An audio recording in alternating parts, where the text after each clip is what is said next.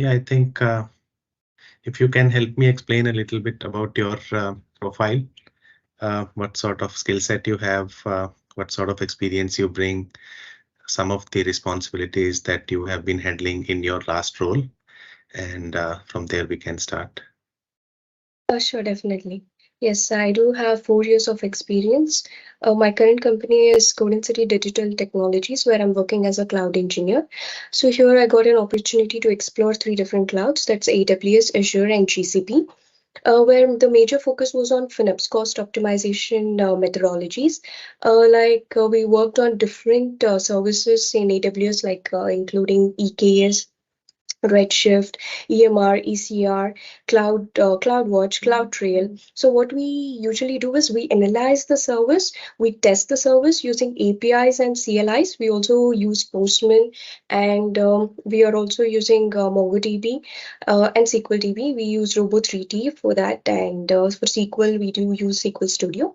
So we analyze the service, test the service, and then define the policy. So we do have subcategory in FinOps like idle, service being idle, it is being orphaned, What does your and company do? majorly focused on cloud technologies. But Uh, like, what do you offer through that? Do you train people, build some products? yes, we are also focusing on building a product as well, but not yet fully fledged. We are integrating different technologies. Like we do have DevOps tools, so we are trying out new methods. But as of now, we provide services to clients. That's the major focus as of now. So it's a service provider like any other. Right. Okay, got it. So which is your But we are customer? also exploring different things. Yes, I've worked for Criteria Networks. I'm now currently working for CoStack, and I'm also planning to work for Terraform as well. That's with Syndria, a US client. Okay, Yeah, that's the new project we are getting okay. So you right work now. with different these customers, and Clients. then you implement based on their skills, their requirements, what they require. Yes, we provide the service, and we are also exploring new products as well to build as our company own product. Cool. And So it's a multi-cloud experience you said, right? All the cloud yes. providers and okay, awesome. Three cloud plans. Okay. So which is your strong area then? Which is your strong cloud platform that you work on? AWS. Okay. And which But part? as of now, I'm also comfortable with Azure because I worked for almost 1.5 years and as well as GCP. But most of the services are from AWS and Azure. GCP, a few of them, altogether around 40 plus services we have worked on. And we do provide the entire logic, like So when you using. say we provide, it's you have that experience, right? Not your company. Yes, not my company. It's You are working on that, right? Okay. so I mean, I was just telling the team. Mhm. I worked on like 20 plus services. So we do have a team where we coordinate with each other. We review whatever the policies they have defined or I have defined. So that way we have exposure to many services. Okay. I see you are It's certified like as well 50 for plus service. Yes, AWS. associate, and these are valid certifications right now. Yes, yes, it's Okay. valid. All right. Okay. I got a Yes. good idea on the profile. So I wanted to understand, you mentioned a bit about cost optimization. So Mhm. what sort of, is it a customer requirement to work on cost optimization? Yes, so Stack mainly focus on FinOps. So they want to reduce the cost in the client accounts. So what we do is first we test in dev environment how our logic works. So for example, if I have to give a simple say EC2 instance, Now we go with say idle policy. So what do? Is we check with the metrics. For example, CPU and memory utilization. We have a threshold, say 5%. If it is less than that, then the customer is not using and it is a waste of time having that in their environment. So we tell that customers that this is of no use since you're not using it for a certain period. And we also provide them how the cost works as well, whether it is billing logic or unit rate logic. We have complex policies as well, so which have really helped the customers in cutting down the cost. Okay, but then there are a lot of tools, right? They provide these kind of reports. Is there anything beyond that? Do you like identifying idle resources is one case for optimization? Anything else? Do you understand reserved instances? Yes, yes. Spot instances, reserved, dedicated host. Yes, we not only worked on the simple terms, complex config policies as well. For example, a service might have different compute tiers. And for example, if I talk about file store in GCP, it has enterprise basic standard. So we analyze what enterprise features are, what standard features are, and what basic features are, whether customer is using all those features to its optimum level. If it's not being used, to how to detect that, and how cost reducing happens if we ask them to switch over that, and we also recommend them as well. So based on the we just provide what all the alternative recommendations they can use, but it's completely based on client, whichever the recommendation is suitable for them, they're gonna use that. Okay. For example, if some customer is running their workloads in EKS, maybe, what all areas you will analyze for cost optimization? So, for example, AWS EKS, first we'll check whether we have a master node and worker nodes. So we'll check whether since master node is a PaaS service, we will not be doing anything there. Worker nodes will analyze what type of instance they are using it, whether they are using it to its optimum level. If that particular instance type is not being used to its optimum level, GCP, whatever, I mean, memory and CPU, whatever the instance type provide, if they are not using, we'll ask them to shift to a different instance type. And also we do have pods as well. So we do recommend horizontal pod auto scaling, vertical pod auto scaling. If the pods are not being used, we do have metrics for pod using kubectl. We analyze those metrics, whether the pods are being used completely or not, on pod level, on instance level, on container level also we did, but not to not optimum cost optimization we could obtain on container level, but on pod and instance level we have worked on it. Okay, so and if you have to optimize the container images, that also is a big space, right? Like Big challenge, yes, yes. It's a okay. complex method. Okay, all right. Okay, what about your DevOps area? Are you comfortable in Yes, DevOps? yes, from past 5 months, I've been trained on that, basically on Kubernetes. So all the basic concepts like what is DevOps, what are the tools used in DevOps, how it works. So basically, Can I you understood. explain a sort of a pipeline structure and what tools and technologies you would use? Sure. So in DevOps, we first go with the planning and then the source code and then build testing.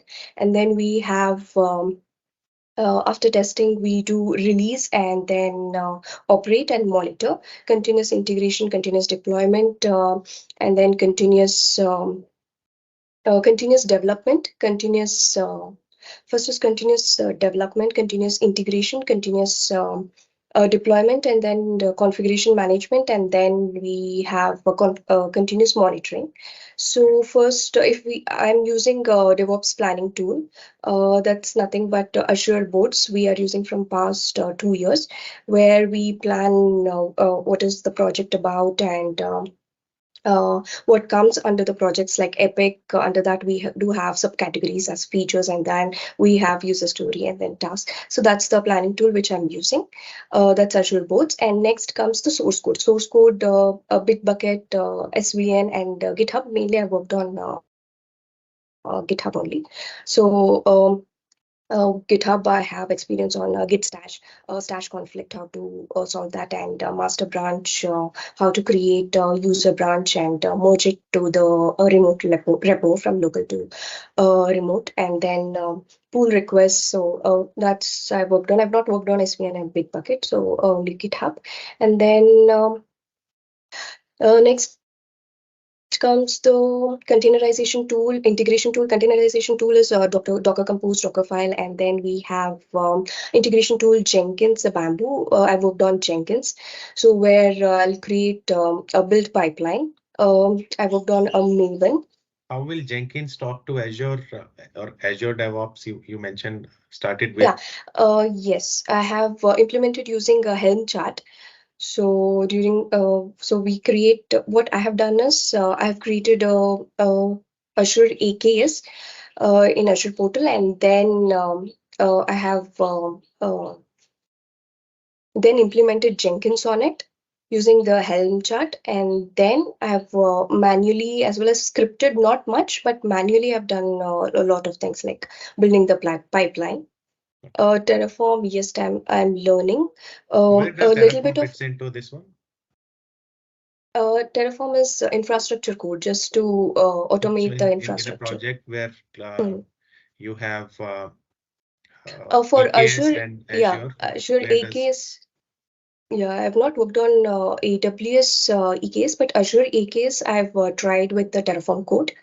Um, Still, I'm learning. So we do have a new project coming up where we have to give a test and then enter into the project. So for that, we are still working on it. So for okay. AKS, yes, we have used the Terraform code. So using And Terraform, you have created the the AKS AKS in cluster. Azure portal, yes, No, but we you are have created. conflict. You are giving conflicting messages. You have created in Azure portal, or you have created the cluster using Terraform. Both I have tried out. First, I have need to know how it works in the portal. So after which I have shifted to code Okay. because that's the automation. Because I usually what I do is I go with the portal experience, like how Mhm. exactly it works, and then with the code. Because on code I don't have much experience, so that's easy to see how it works. And we also provided cost optimization on that. And then Terraform code we have used. Okay. Any experience with Ansible? Ansible, no much experience. Configuration management tool for upgrades. We're going to use it, playbooks and all.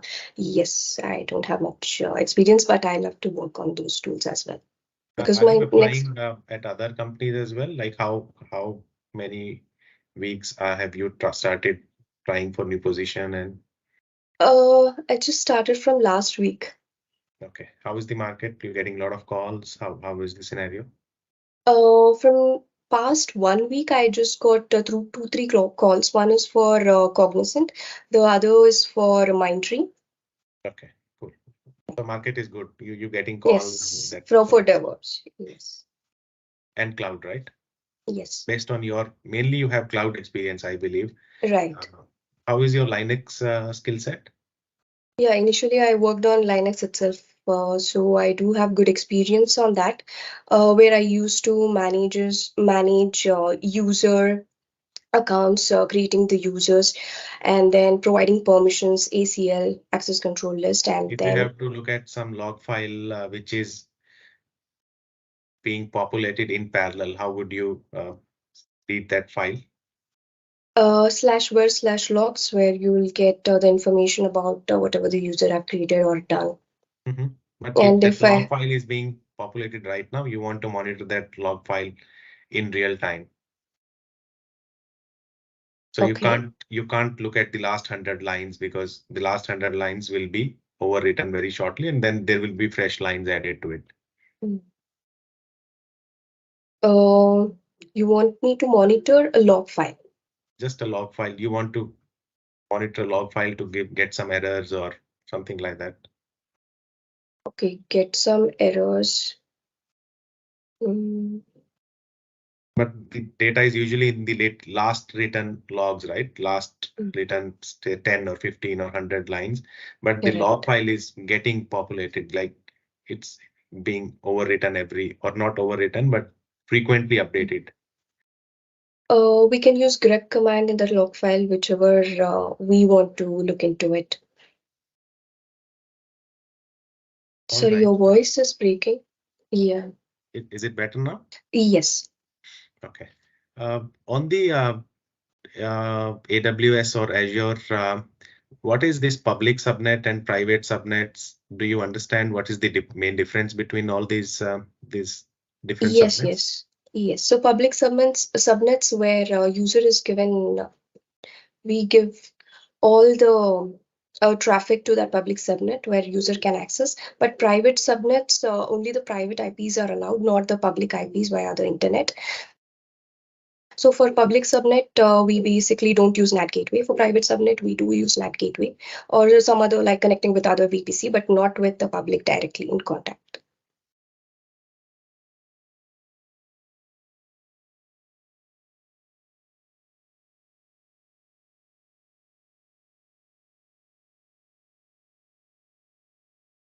Okay. I'm just trying to see based on your resume and where you would fit into. Is there any sort of scripting experience you have? Can you write some code as well? I've written for Azure, that like Terraform, like I told, I've done it for Azure case. I'm still learning that, and probably 2 weeks or 3 weeks I'll catch up with Terraform. Not a problem. Can you give me, or I will just maybe I will find some policy, and maybe you can help me explain that bucket policy. Okay.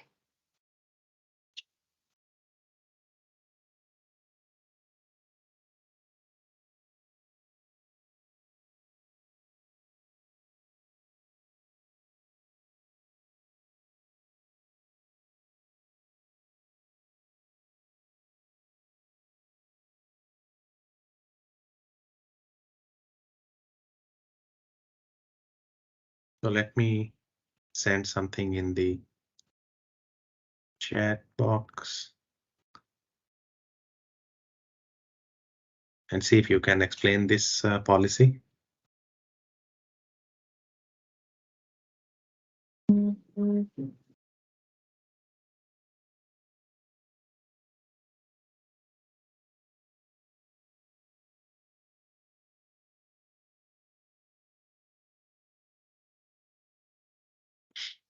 Okay, so we are allowing public access to the, yeah, it's on the screen.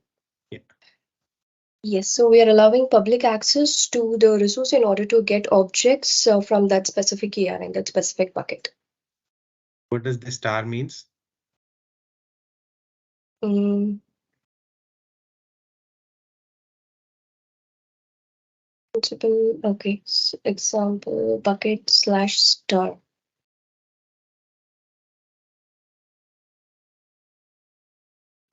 I think any object from that bucket. Okay. If but then object is resource is this one, right?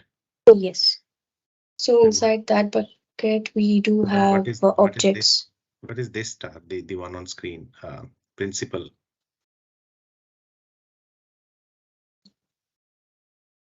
Principal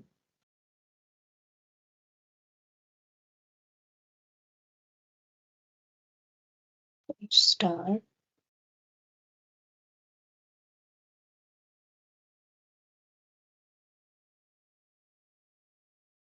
Oh, sorry, I'm not getting get. Yeah. I No. think any object can be picked from the bucket. Yeah, correct. That is correct. I just wanted to understand what does this star means. You got it right. I think maybe you are getting some idea from this line, or but I wanted to understand on what is this principal star means. Okay, principal star. And what does this action means?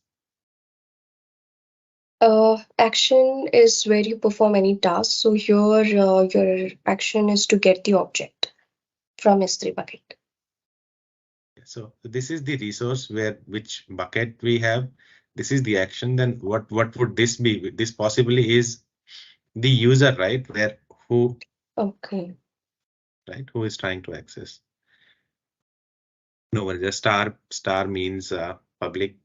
You can say it's not specified any user or role there. So, Okay. okay. Can you write a bit of Terraform code or something you can explain as well, or if any of the language where you are comfortable with, you can write some simple use case, maybe a hello world in that project, Okay. maybe a Docker file.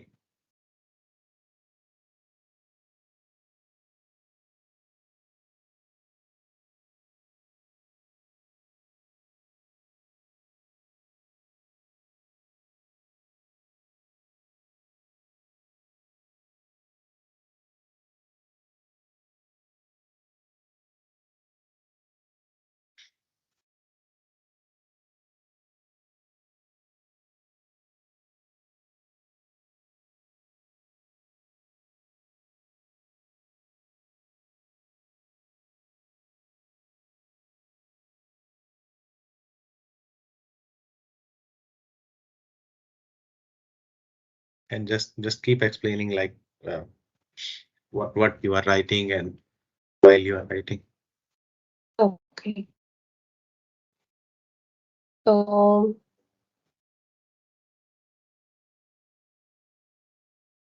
well, I just know how it works when I see the code, but right now I'm not able to remember it.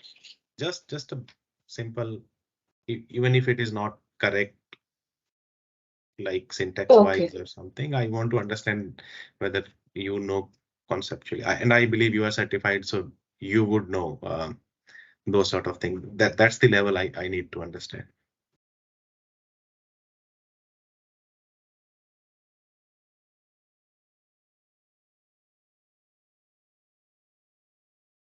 Or if you want, I can pull a Docker file and you can explain. Yes. But it will take me some time.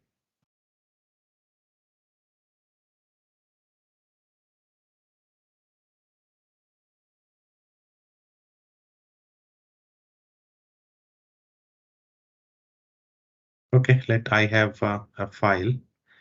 Let Okay. me share it and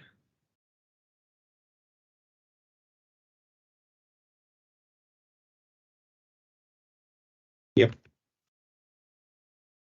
Oops.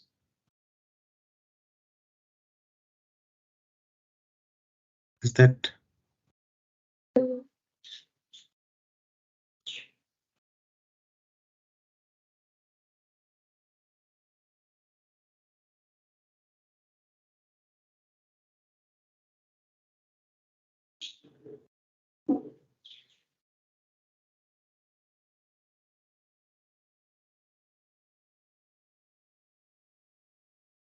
yep.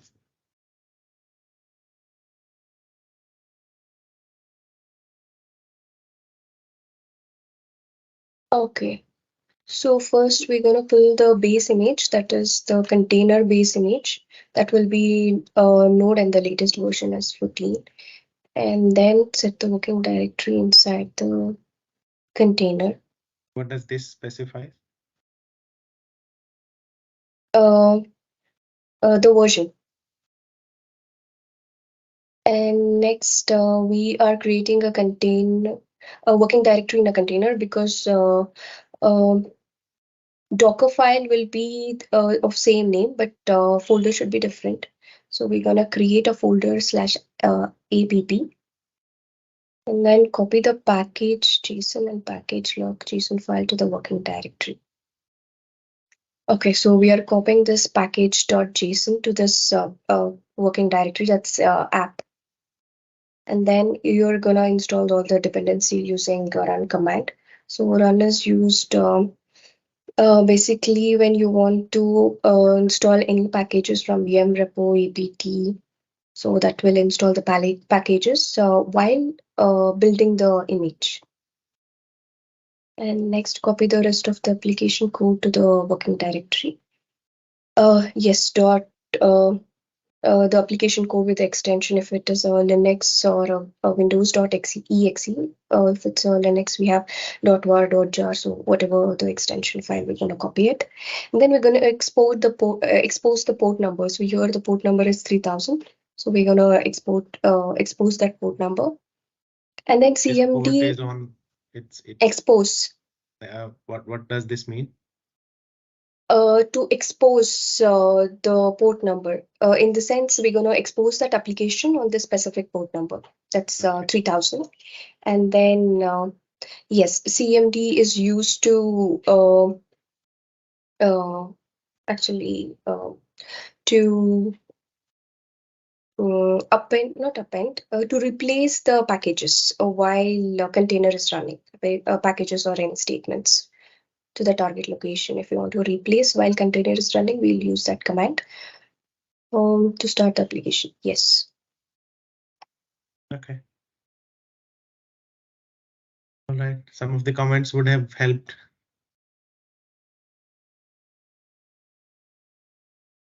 Sorry. Some of the comments in the code would have helped you a little bit, or you. No, I know the structure of the Docker file, so it was simple. Good. All right. So what area other than that I wanted to understand a bit of Jenkins file. Do you understand what a Jenkins file is? Yes. So Jenkins files where I don't have much experience on that. Jenkins, I've done all the manual activities. So for Jenkins, we do have a declarative and a scripted, where we gonna specify the build a pipeline task. Like if I take Maven, we do have 6 tasks. So the task, it can be scripted in Jenkins file. And then the jobs will be, sorry, I'm not able to see your video. Yep, I'm there. Yes. Yeah. So automatically all the task which has been which has been specified by the build tool, it will be done. Like for me, when we have some 6 tasks: code review, compile, unit test, metric check, package to deploy. So all that can be just dumped into a code, and that will perform the job. Okay. Can you tell some experience you earlier mentioned about CloudWatch agent or CloudWatch monitoring? What sort of experience you have? CloudWatch, basically, we monitor the metrics of various resources. I have also set up the alarm. Like whenever the threshold increases, the alarm has to populate, and a user has to get the notification. I worked on SNS. What are the Sorry. out of the box monitoring in CloudWatch? And there is also a CloudWatch agent. When do we need agent? A CloudWatch agent I've used for AWS AKS. So we do require CloudWatch agent. Okay. Why do we need agent? What's the advantage, disadvantage of an agent? Disadvantage? Advantage and disadvantage, like, because when I create an EC2 instance, I do get some metrics out of the box. I don't need an agent for that. Right. What specific use cases do we need agent for? CloudWatch agent specific use cases. I do remember that it is for few services. We do require a CloudWatch agent, but not able to remember the specific use case. Any use case, because I don't need agent for CPU and basic stuff, like just to get the CPU and RAM kind of thing. Right. Why do I need agent at all then? Right. For specific metrics, which will not be available in CloudWatch that we can populate in CloudWatch For agent. example, like any example of that sort of metrics. Pod metrics. Like we do have pod number of pods in. Have you configured any logs to be sent over CloudWatch? You mean the log stream? Yeah. Yes, I had configured log stream. So you would need an agent configured for that, right? You mean for Any EKS? Yes, for EKS or any application running on your EC2 instance, how do you send the logs from your EC2 instance to CloudWatch? Flow logs. Integrate CloudWatch with the flow logs, where we create a log stream for that. Okay. Flow logs as in VPC flow logs. VPC flow logs. What are VPC flow logs? Where we get information about the network, like the IPs, which have pinged that EC2 instance. Okay. I think you are mixing up two concepts, right? Like, or is it me not asking the right? I want some logs from the EC2 instance, not the VPC flow data.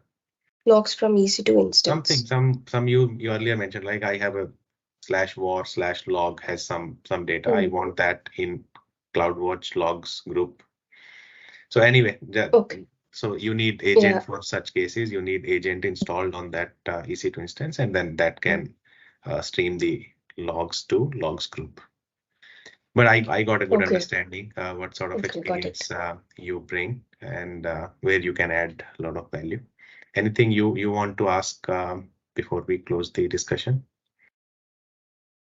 As of now, yeah, I'm good with it. Any last comment you want to make before we close? Yes, I'm too interested in DevOps technology, and that's the reason I'm opting for different options. So here I've got a Terraform project where I'll be working on it, but I still want to work on DevOps tools. So I'm very much interested in that. So yes, I'll be happy to work there. Lots of such projects and opportunities. So, yeah. Thank you. All right, then we'll close the discussion and I'll share the feedback. Sure. Thank you. Thank you. Thanks. Take care. Bye. Thank you. Bye.